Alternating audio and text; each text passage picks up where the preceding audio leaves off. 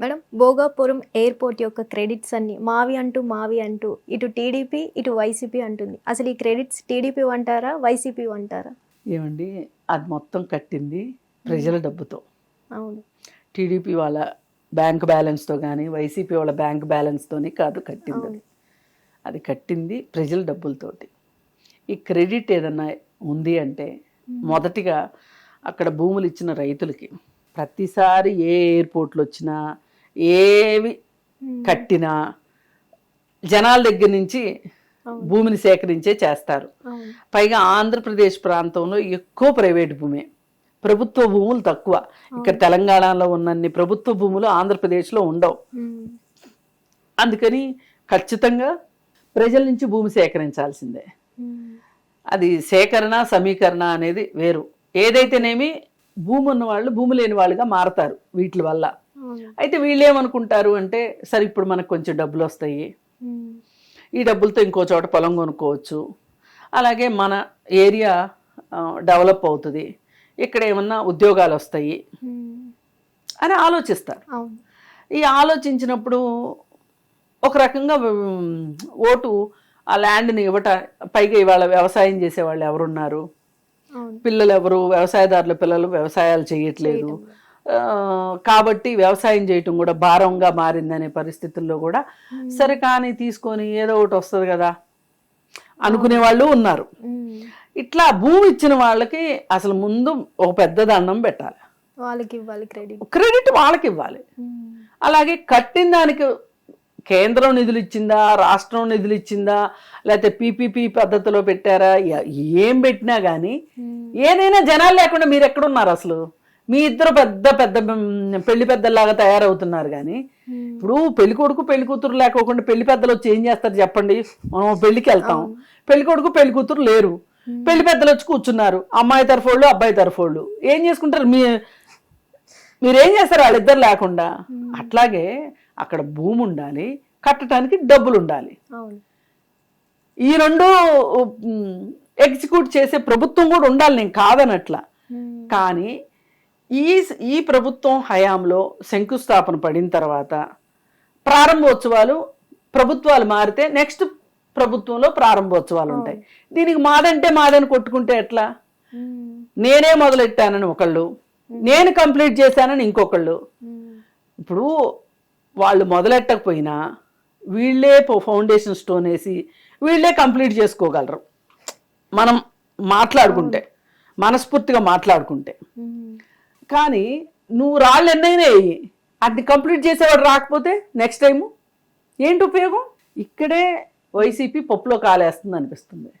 Okay, ఇది చూస్తే నాకు ఎట్లా ఉందంటే, తెలంగాణ వచ్చిన టైంలో అందరూ సోనియా గాంధీని మెచ్చుకుంటున్నారని చెప్పి సుష్మా స్వరాజ్ వచ్చేసేసి నేను ఉన్నాను, నేను తెలంగాణ రావటానికి నేను సాయం చేశాను, ఈ చిన్నమ్మను మర్చిపోకండి అని చెప్పినట్టు ఉంది ఇది. అందుకని మీరు క్రెడిట్ తీసుకుంటానికి కాదు. తెలంగాణ ఉద్యమం తీసుకుంటే అమరులైన పిల్లలు, చనిపోయిన వాళ్ళు, అలాగే ఉద్యమాన్ని నడిపించిన ఉద్యమకారులు, వాళ్ళకి క్రెడిట్. నాకంటే ఏమొస్తుంది? ఏమీ రాదు. ఇప్పుడు హైదరాబాద్ తీసుకోండి, ఫస్ట్ ఫౌండేషన్ స్టోను హైటెక్ సిటీకి కోట్ల విజయభాస్కర్ రెడ్డి గారు, నేదురుమల్లి జనార్దన్ రెడ్డి గారు వాళ్ళ హయాంలో పడింది. ఓకే, వెంటనే ప్రభుత్వం మారింది. నేదురుమల్లి జనార్దన్ రెడ్డి గారి తర్వాత ప్రభుత్వం మారింది, చంద్రబాబు నాయుడు గారు వచ్చారు, దాన్ని కంటిన్యూ చేశారు, ఒక పీక్ స్టేజ్కి తీసుకెళ్ళిన తర్వాత నెక్స్ట్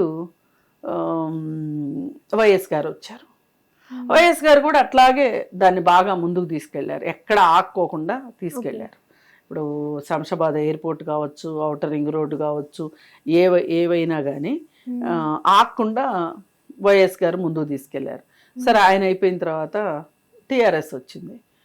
కేటీఆర్ కూడా ఐటీ పరిశ్రమని డెవలప్ చేయడానికి, ఎందుకంటే అందరికీ అర్థమైంది ఏంటంటే ఐటీ ఇండస్ట్రీ అనేది ఒక పాడి ఆవు లాంటిది, పాడిగేదు లాంటిది. దానికి ఎంత గడ్డేస్తే అన్ని పాలిస్తుంది. మనం ఎంత దాన్ని డెవలప్ చేస్తే దాని నుంచి మనకు అన్ని డబ్బులు వస్తాయి. ఇప్పుడు చాలామంది వేరే రాష్ట్రాల నుంచి ఇక్కడ ఉద్యోగాల కోసం వస్తున్నారు, వాళ్ళందరూ ఇక్కడ ఉన్నారు అంటే ఒక ఇల్లు తీసుకుంటారు, ఇక్కడ కిరాణా కొనుక్కుంటారు, ఇక్కడ సినిమాకి వెళ్తారు, ఇక్కడ హాస్పిటల్కి వెళ్తారు, ఇక్కడ స్కూల్కి పంపించుకుంటారు పిల్లల్ని. ఇవన్నీ ఇన్కమ్ ప్రభుత్వానికి ఆదాయమే కదా.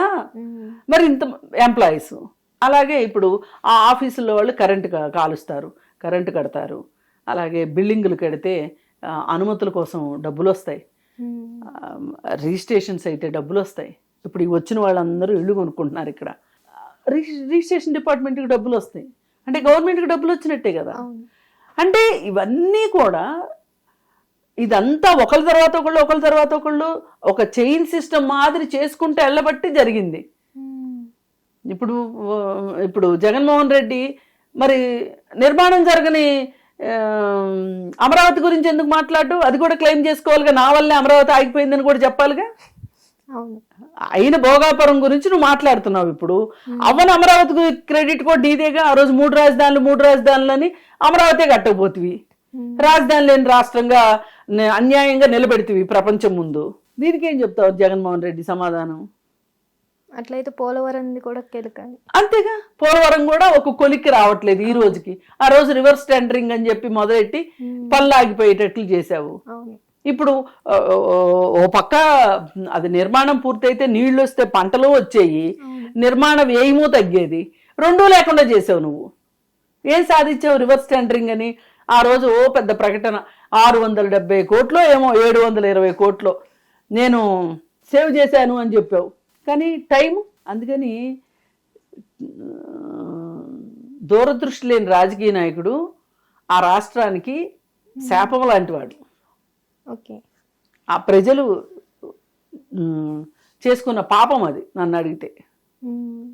ఆ ప్రజలకి ఒక సరైన నాయకుడిని ఎన్నుకోనందుకు వాళ్ళకి పడిన శిక్ష అది ఆంధ్ర ప్రజలకి. లేకపోతే అమరావతి ఎంతో కొంత 5 ఏళ్ల కాలం అంటే తక్కువ కాదు.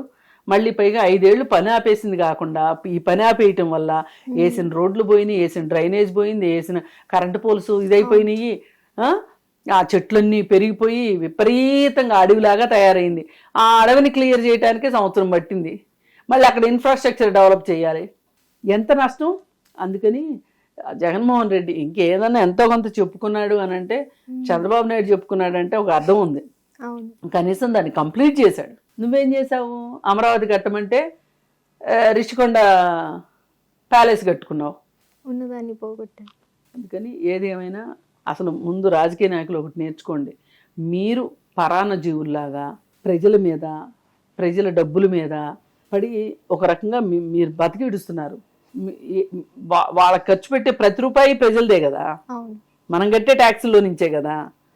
అందుకని కొంచెం అది ఆలోచిస్తే అసలు మనం ప్రజల మీద కదా పడి బతుకుతున్నాము, ఆధారపడ్డాము. మళ్ళీ మనం ఏంటి ఈ క్రెడిట్స్ అన్ని తీసుకోవటం అనేది ఒక్కసారి వాళ్ళు ఆలోచిస్తే ఇలాంటి మాటలు మాట్లాడరు. హిట్ టీవీ యాప్, ఇందులో short news, live news, entertainment shows, movies, digital magazines తో పాటు మీ జిల్లా వార్తలను కూడా ఫ్రీగా చూడొచ్చు. ఇంకెందుకు ఆలస్యం, వెంటనే హిట్ టీవీ యాప్ ని డౌన్లోడ్ చేసుకుని ఫ్రీగా ఎంటర్టైన్మెంట్ పొందండి. Hit TV app, hit TV app, please download hit TV app. Hit TV app ని ఫ్రీగా డౌన్లోడ్ చేసుకుని ఎంజాయ్ చేయండి. మీకు నచ్చిన ఎంటర్టైన్మెంట్ కోసం హిట్ టీవీ యాప్ ని ఫ్రీగా డౌన్లోడ్ చేసుకుని ఎంజాయ్ చేయండి. హిట్ టీవీ యాప్ ని డౌన్లోడ్ చేసుకుని ఆస్వాదించండి, ఆశీర్వదించండి. ఇంతమంది సెలబ్రిటీలు హిట్ టీవీ యాప్ ని డౌన్లోడ్ చేసుకోండి అని చెప్తున్నారంటే ఎంత మంచి యాప్ ఆలోచించండి. అమెరికా అమెరికా అమెరికా అమెరికాలో చదవాలనుకునే వాళ్ళకి విశ్వసనీయమైన పేరు మన శౌర్య కన్సల్టెన్సీ.